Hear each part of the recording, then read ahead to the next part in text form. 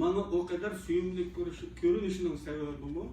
Muşu açalda, muşu yol tanlaşta en doğru olan yolunu tanlı değil dep işinimen ve bu yolunu tanlı kaldığı için mübarekleymen. Parlament a'zosi bo'lish bilan devletning davasini, istiqlolini ve vatanning millatning bölünmez bütünlüğünü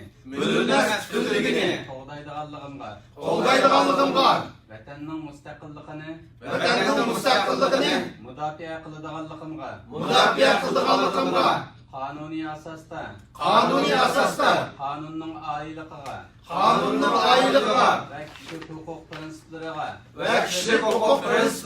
hurmat qiladiganligimga davlatning shon sharafini qo'g'daydiganligimga davlatni gullantirish uchun bütün kuchim bilan xizmat qiladiganligimga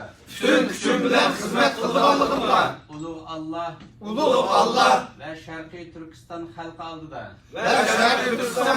oldida ar nomus ve sharafim bilan qasam qilaman. Mübarek olsun.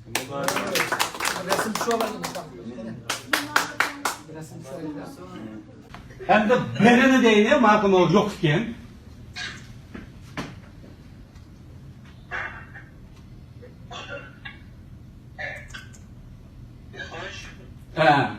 Abdülgaffar Tam Uygur. Türkiye'nin resmi bir gazetede Rıza teröristi deb ilan qilingan tizimlikten o'rnagan sharafli bir adam. Bu İsmail Çingiz'in İçki İşler Ministri kılıp tayinledi. Yakın olganlık için. Muşunda oturudan nam artığı, selbi nam artığı olan torlarda talaşlatışı yüz bergen. Hatta bir Türk'ün işlegen filmi mi var ki bunun hakkında? YouTube'da. Film. Bana üçüncü bana kesinlikle. Üçüncü olmalı. Ne da tutuyor bu? Sual so'raymiz. Tugudimi sizniki, endi biz sual so'raymiz.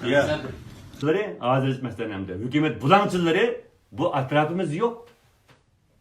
Biz karab igizlere çıkıp durup maymunda karab durup yani biz birimi yezip roman yezip birini yezish orqali yordam qildiqashi shunday qilamiz degan.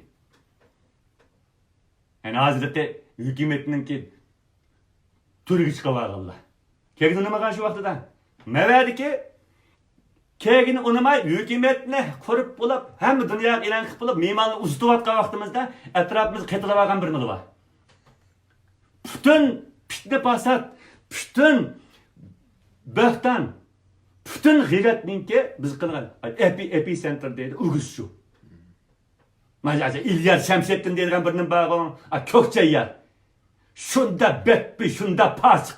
Mushundaq shiplaslar, demak bu bizning haqqimizda biz yo'q yerda qazonlar qaynatib, buning bilan o'zdek yani nankor, bag'rikor insonlarni atrofimizga to'plab, haqiqiy hukumatni palachga tushirib, o'zi hech qilmay sesitib, biz hukumat deb turib, bugungi kunda butun xalqninki yani hükümet yani bu sürgün hükümetinin xalqning nazaridan tushishiga sababchi bo'lganlar shu.